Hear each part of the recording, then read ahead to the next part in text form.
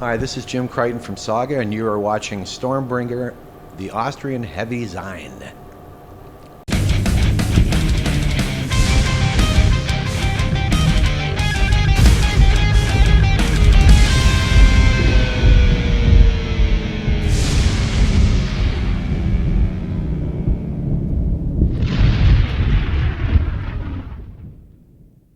Yeah, we are here in Munich. I'm sitting here with Jim Crichton, bass player of SAGA.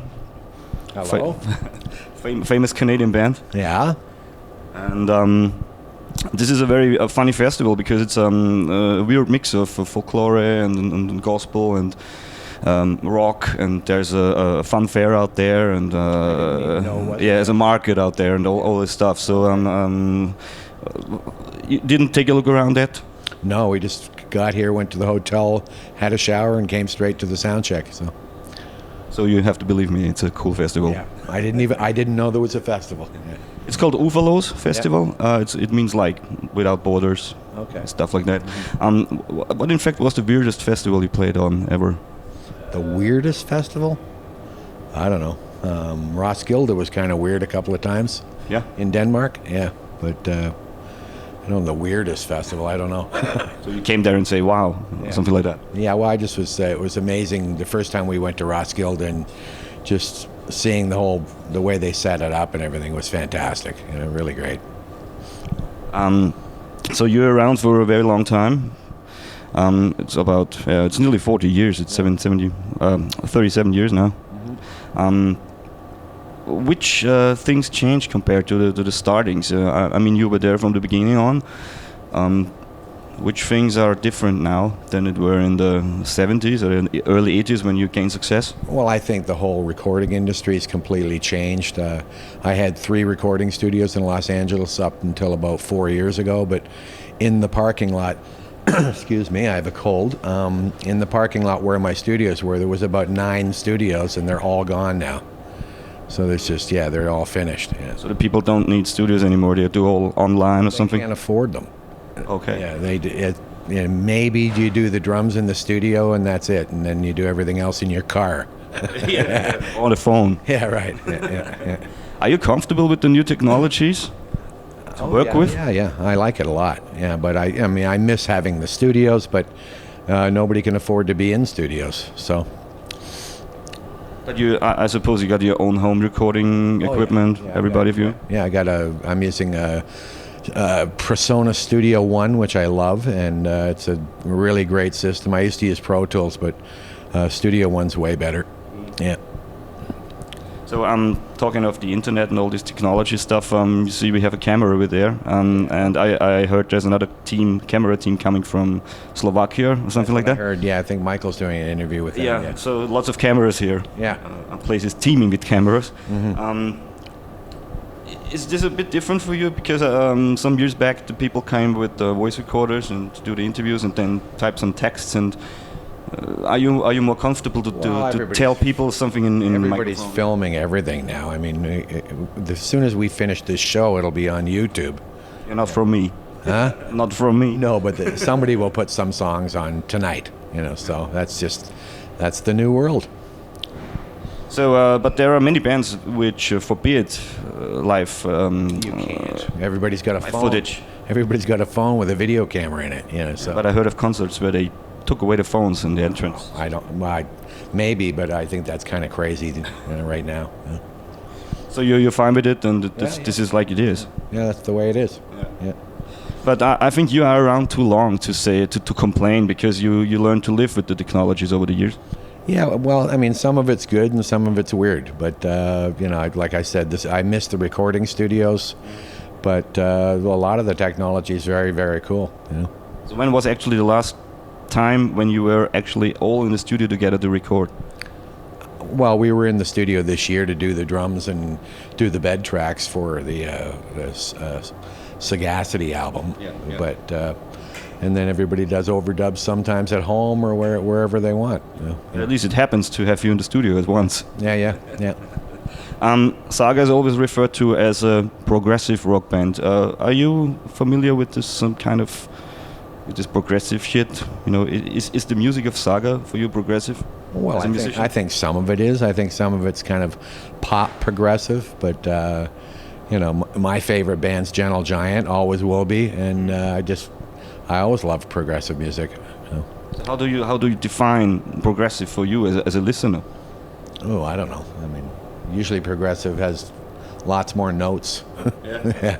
Or is it ahead at the time it comes out? It's ahead of the time. I'm not sure. I'm not sure how I would describe progressive music. Yeah. Because everybody is talking about progressive rock, and we still do. Yeah.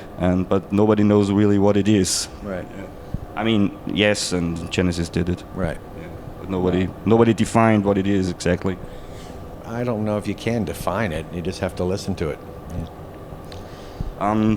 You are familiar also with concepts, although you are not a concept band. Like most of the progressive rock bands have concepts, but you did concept albums. We've had albums that are concept oriented, Beginner's Guide to Throwing Shapes and Generation 13, and that was a big concept record. So and you got the Firefly occurring on the record covers. Yeah. So do you think it's important for a band to have some point where it could grab over the years? So well, like, that reoccurs from time to time. It just makes it more interesting to me, and the chapters is just a fun thing to do. We're gonna do some more of them. Yeah. So it's not closed yet. No. I thought it was. No, it's not closed.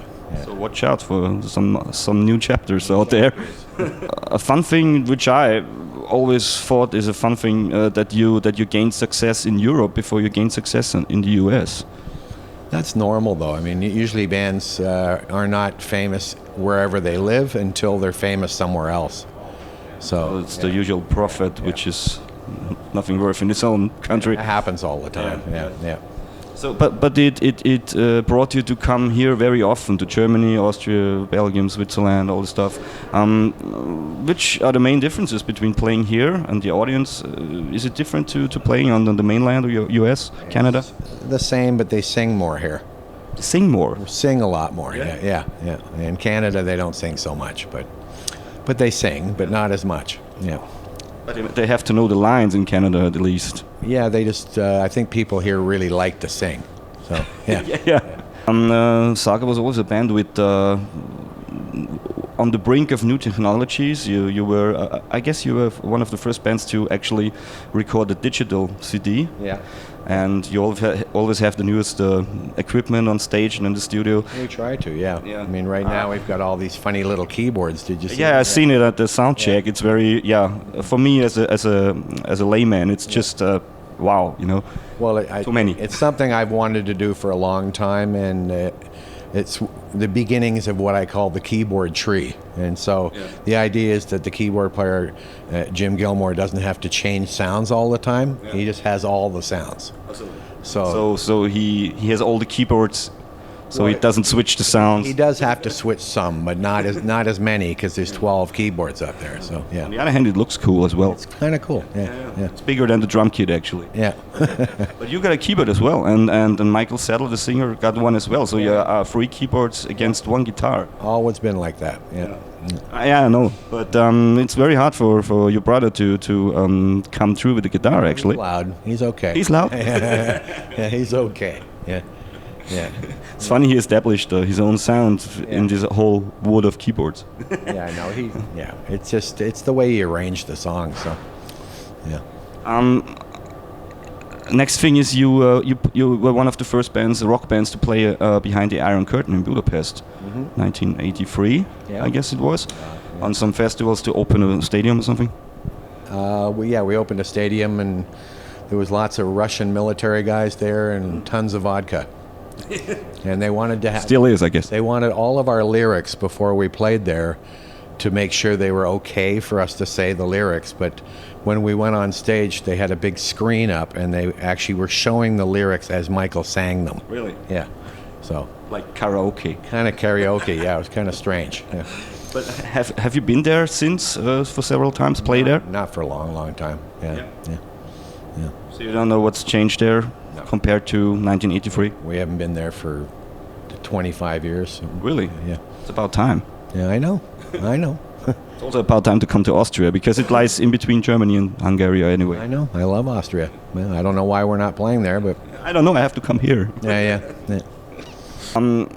Everybody was glad when Michael came back in the band again. I know this is a topic which is really stressed out at the moment because everybody asks this. But I want to know: do you think SAGA will still exist if there wasn't the hiatus of Michael? This few years he was not there. His voice is the band, so it was so important for him to come back. I'm really glad he did. Yeah. But the album with what's his name, Rob Moretti, The Human Condition, was it necessary in the history of SAGA? Looking back, we weren't going to stop, so we were just trying to do something different. Yeah. Everybody was hoping he's coming back. Yeah, I was. I phoned him all the time. Said, "Are you done?"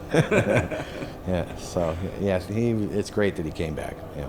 Was it any different to work with him when he came back than compared to before? Same. It's a family. Yeah. Yeah. Yeah. But he's now here for sure for good. As far as I know.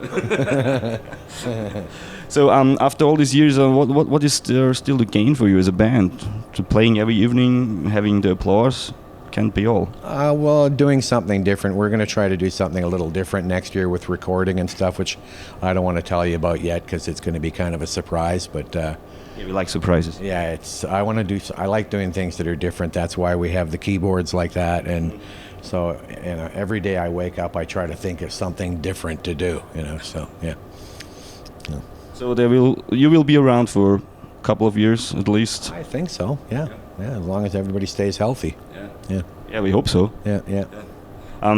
Last question. My biggest wish would be a tour with Rush and SAGA. We played with Rush.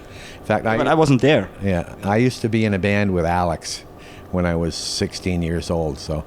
And we used to borrow an amplifier off a bass amp off a guy named Gary, which is Getty. Getty. Yeah. So it's kind of funny. So Alex and I were in a band for a couple of years, just messing around. It wasn't a real band. We were just cool. jamming and playing Who songs. Yeah. So you nearly ended up the bass player in Rush. No.